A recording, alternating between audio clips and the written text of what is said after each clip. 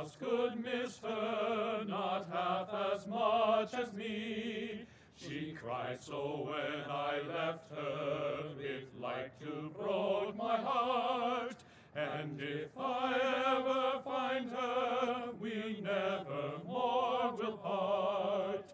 She's the sweetest little rosebud that Texas ever knew. Her eyes are bright as diamonds, they sparkle like the dew. You may talk about your Clementine and sing of Rosalie, but the yellow rose of Texas is the only girl for me.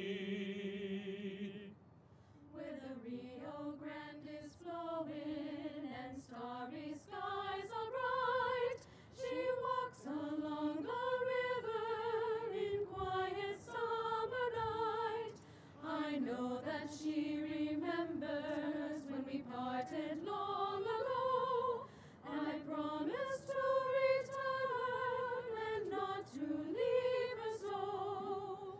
She's the sweetest little rosebud that Texas ever knew. Her eyes are bright as diamonds, they sparkle like the dew. You may talk about your Clementine and sing of Rosalie, but the yellow rose of Texas is the only girl for me. Oh, now I'm gonna find her, for my heart is full of woe. We'll do the things together we did so long ago. We'll play the banjo gaily, she'll love me like before, and the yellow rose of Texas shall be mine forevermore.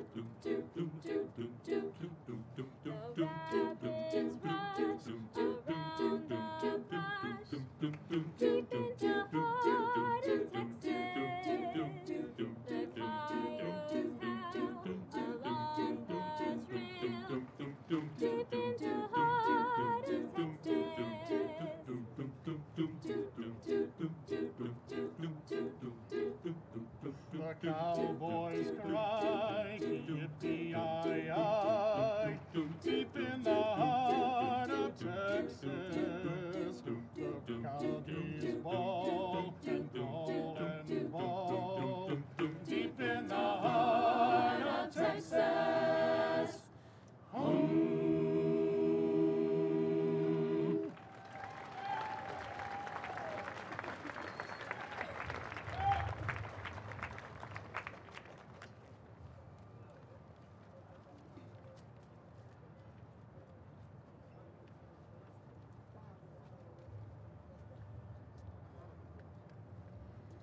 While the storm clouds gather far across the sea, let us swear allegiance to a land that's free. Let us all be grateful for a land so fair as we raise our voices in a solemn prayer. God bless America, land that I love. Stand beside her and guide her through the night with a light from above. From the mountains to the prairie, to the ocean, white with foam. God bless America, my home sweet home. God bless America, my home sweet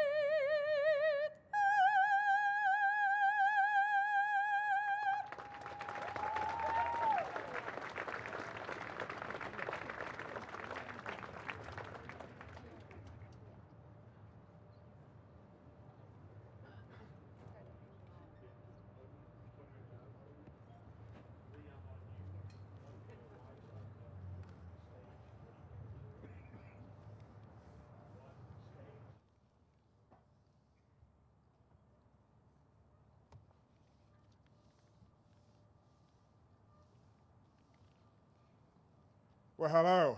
I'm Nelson Wolff, County Judge. It's my pleasure and honor to welcome you to San Antonio and Bexar County, the cradle of Texas liberty. We're appreciative of the fact that you have come to share this historic moment with us. Let me first introduce to you the pride of San Antonio and the pride of Bexar County and our highest elected official, Speaker of the House, Joe Strauss. Joe, would you please stand?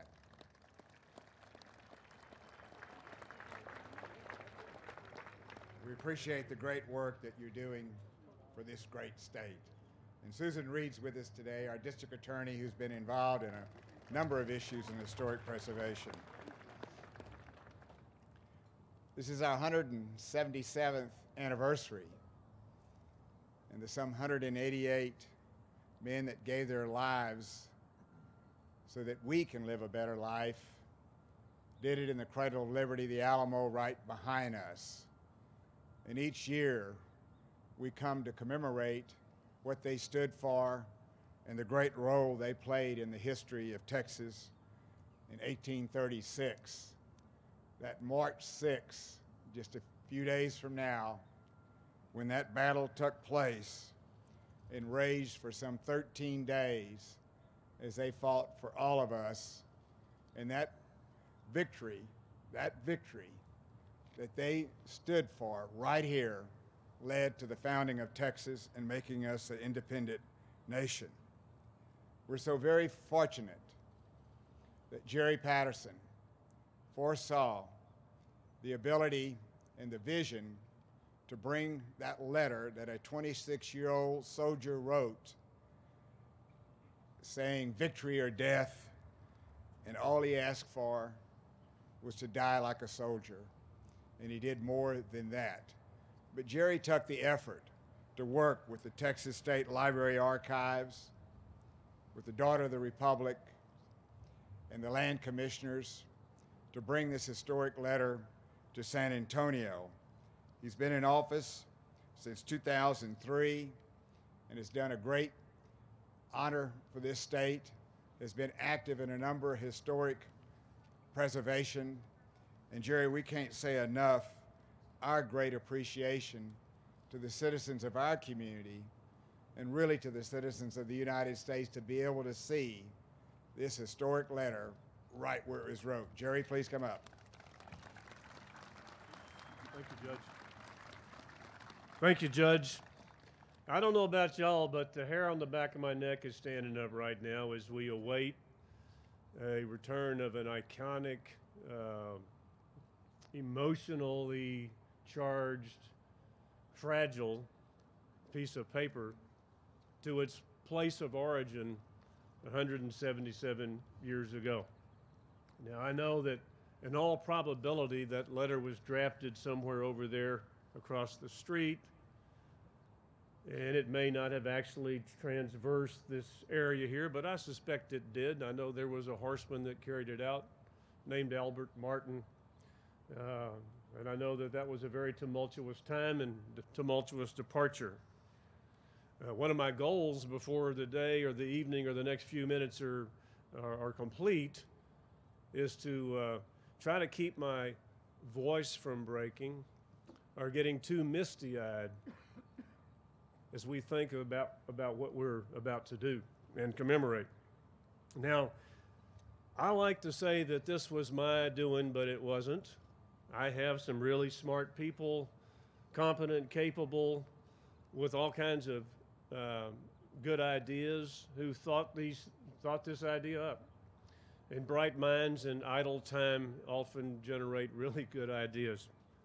We started working on this about 6 to 7 months ago with our partners in this endeavor, the Texas State Library and Archives Commission, who will, Chairman Waters will be speaking again, the Daughters of the Republic of Texas, President General Karen Thompson is here as well.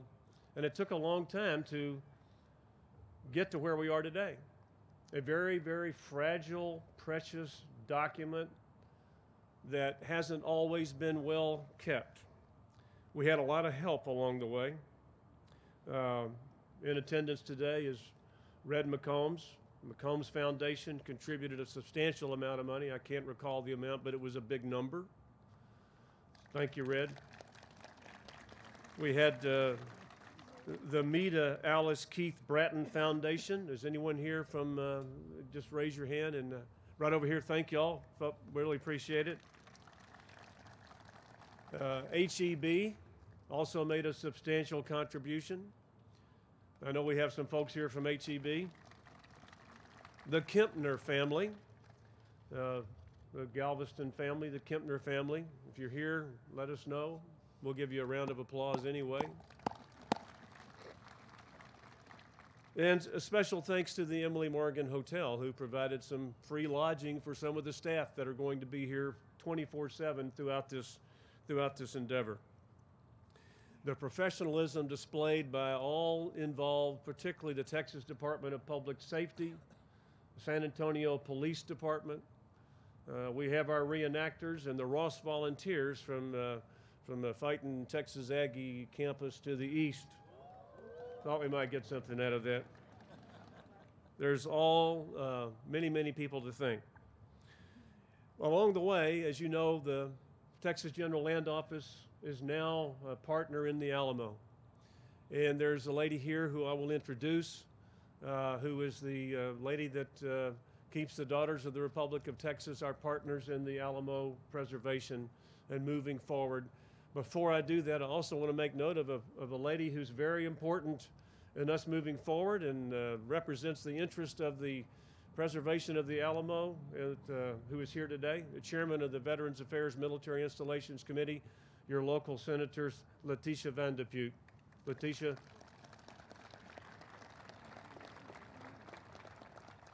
So I'd like to ask Karen Thompson, the President General, Daughters of the Republic of Texas, to come up and move us along. Thank you. Thank you. It's a great pleasure to be here on this beautiful day. On behalf of the membership of the nonprofit, the Daughters of the Republic of Texas, and our professional Alamo Complex staff, library staff, and volunteers, thank you, Commissioner Patterson, and distinguished guests. Our organization was founded by women that understood the importance of saving Texas history by focusing on preservation and education. The Alamo is more than a landmark. It is more than a so-called tourist destination. This is the cradle of Texas liberty, where 189 brave souls sacrificed their lives for freedom and liberty. From the beginning founding members of DRT, our nonprofit, including Clara Driscoll, Adina De Zavala, recognized that this was sacred ground, and today we are grateful for those gallant efforts. Each day, staff at the Alamo Complex greet visitors from around the world. Through our partnership with the Texas General Land Office, the DRT is committed to preservation, research, and history programs. Today, as we recall the valiant sacrifice of our Texas ancestors, let us pause for a moment and look around. Disregard the high-rise buildings around you. Forget the streets and cars. Imagine yourself in February 1836. And as you look around as far as you can see, you are surrounded by soldiers firing warning shots with cannons. The attack is imminent. In the Travis letter, we see the determination of Lieutenant Colonel William Barret Travis to stand up in the face of adversity with brave men and women. Our DRT membership and staff are proud to see the Travis letter on display in the shrine. We invite you and your family and friends to visit the Alamo between February 23rd and March 7th and to explore this Alamo complex. Thank you, and God bless Texas.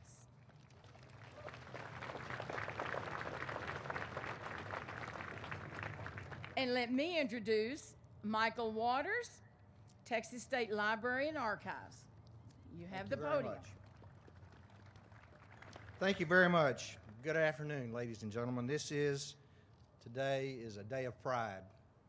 Pride in our state, pride in our history, and a pride in the knowledge that many years ago, a young leader of Texas revolutionaries put into words the urgency not only of his feelings, but of the fight for Texas liberty and independence. Now, I know that most of you who are here today are here because you're already familiar with the words of William Barret Travis and with all the history that surrounds those words. But to those who are not familiar, this exhibition will take you back, and it will show you a lot about the man and about the history of the letter. But allow me, if you would, to take a few moments to tell you a little-known chapter in the letter's history. The journey of the Travis letter from the Alamo is an interesting journey.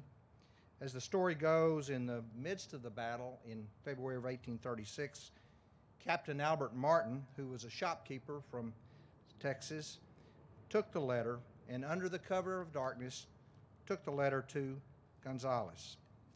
Shortly after the Texas Revolution ended, the letter continued its journey. It became the property of and in the possession of the Travis family. In 1891, some years later, 1891, John G. Davidson, who was William Barret Travis's great-grandson, decided to loan the document for safekeeping to the state of Texas. And he loaned it then to the department which was known as the Department of Agriculture, Insurance, statistics, and history. Now, this loan was strictly to be temporary, but Mr. Davidson ran into some financial difficulties. And so in 1893, he sold the letter to the state of Texas for the sum of $85.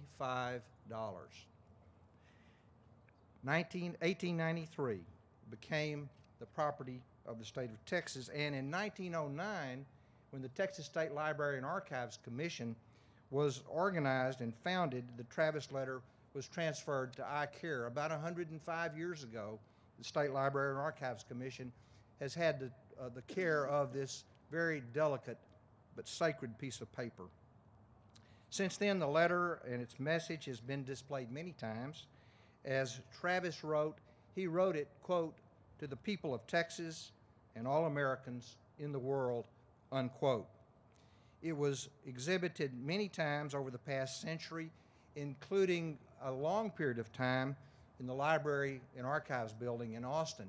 Now, when the Library and Archives building in Austin was dedicated under Governor Price Daniel, there was actually a special exhibit case that was built just for the letter. And the letter was there for several years. However, it became apparent that the exposure to light and other exposures would diminish the long-standing ability for this piece of paper to, of course, be read and seen. And so, interestingly enough, ladies and gentlemen, a facsimile was placed in the case. Now, you're looking at me now because you wonder what is in that trailer, and I want to tell you, it is not a facsimile. It is the real thing. It is the letter that William Barret Travis wrote. And I'm sure you'll agree with me that no facsimile, no copy, is equal to the moment that we are observing today, the reunion of two icons of Texas history, the Travis letter and the Alamo, after 177 years. From the day it was written all those years ago, the Travis letter has spoken to the strong spirit of Texans and Americans and all who love freedom when what we hold dear is under siege. On behalf of the Texas State Library and Archives Commission, I invite the people of Texas to revisit this priceless document and to celebrate the values it embodies. I too want to thank Commissioner Patterson. Commissioner, we know how much you have cherished this day. You have provided the impetus for this day and for this letter, and we at the Texas State Library and Archives Commission are proud to participate with you as a partner in this very worthy project. I would like to introduce, in closing, some persons from the Library and Archives Commission, and I would like, as I call your name, to please stand, and I'd like for you to remain standing, and I would ask the audience to please hold your applause, if you would, till all have been introduced. I'd first like to introduce my wife, Kathy. She and I live in Dallas. I would like to introduce Commissioner Sandy Pickett and her husband, Ed. They live in Liberty, Texas. I would like to introduce Commissioner Larry Holt, his wife, Judy, and they live in Bryan College Station. I think that Commissioner McAfee's wife, Pam, is here. Is Pam, are you here? There she is, Commissioner McAfee from the Austin area, from Driftwood.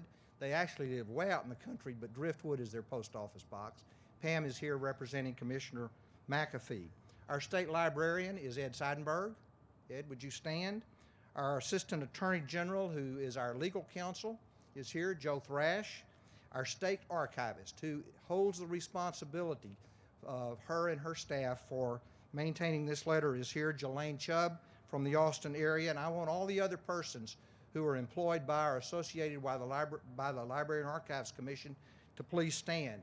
And I want you to know, and remain standing, I want all of you to know that we're proud to be with the Commission. We're proud to be here today. We are proud to be in a part of this program, and we hope you enjoy these days of glory. As the letter, and I say the letter, you don't have to tell Texans what the letter is.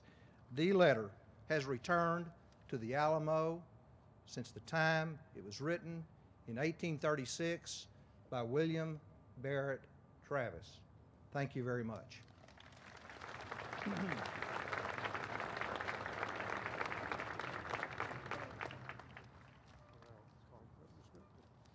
All right, I'm pretty excited about what we're about to do. I would ask just a couple administrative. You all know that the exhibit starts tomorrow at 9 a.m., goes to 5:30 p.m. That would be the 23rd through the 7th of March. If you're in line at 5:30, you'll be able to stay in line and see the letter. There's more information also available on the travisletter.org or travisletter.com. I'm not sure which one it is, but they're ORG, travisletter.org. And this is pretty exciting for me, you know, and I want to again thank our partners at the Texas State Library and Archives Commission. We haven't always been on the same page, but we've always been moving in the same direction. They have a mission that they fulfill very, very well, and that is to protect an extremely fragile document for generations, for hundreds, if not thousands of years. You know, I'm of the opinion that every Texan, sometime in their lifetime, should have the opportunity to put their eyeballs on the real deal. And that doesn't mean we're going to display it with great frequency. It may be displayed at decades intervals.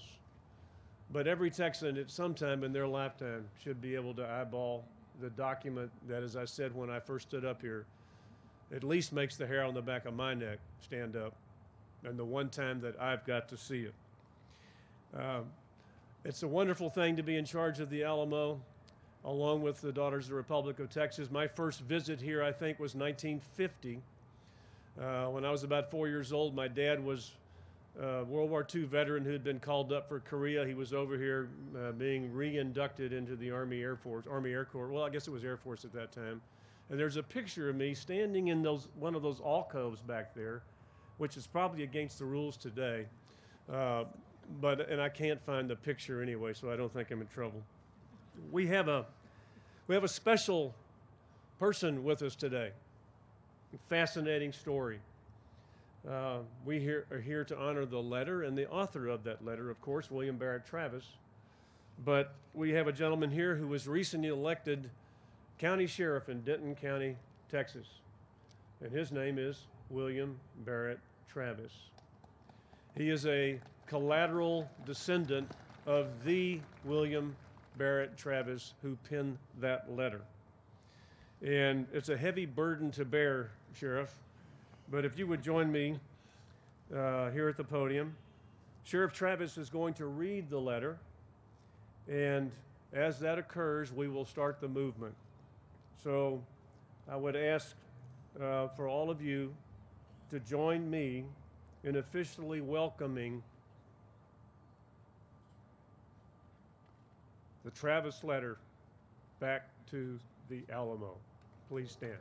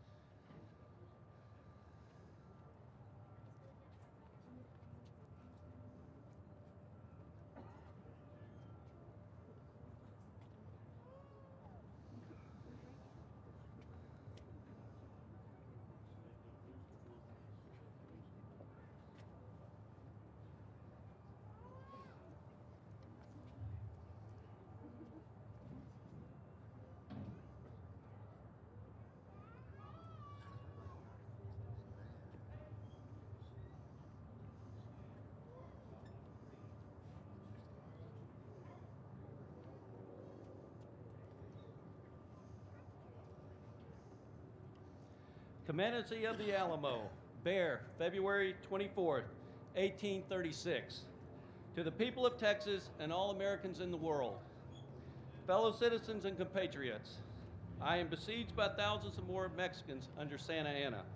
I have sustained continual bombardment and cannonade for 24 hours and have not lost a man.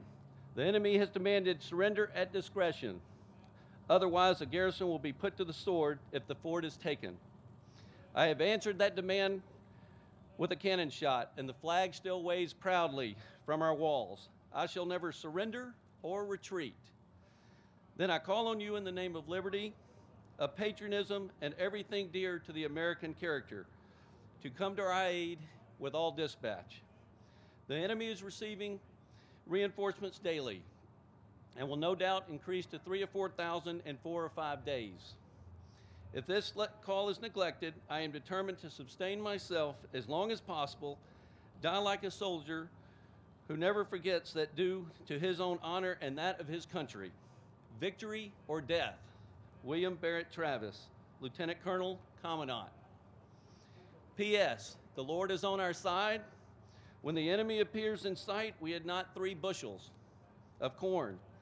We since have found a deserted house with 80 or 90 bushels and have gotten into our walls 20 or 30 head of beef. Travis.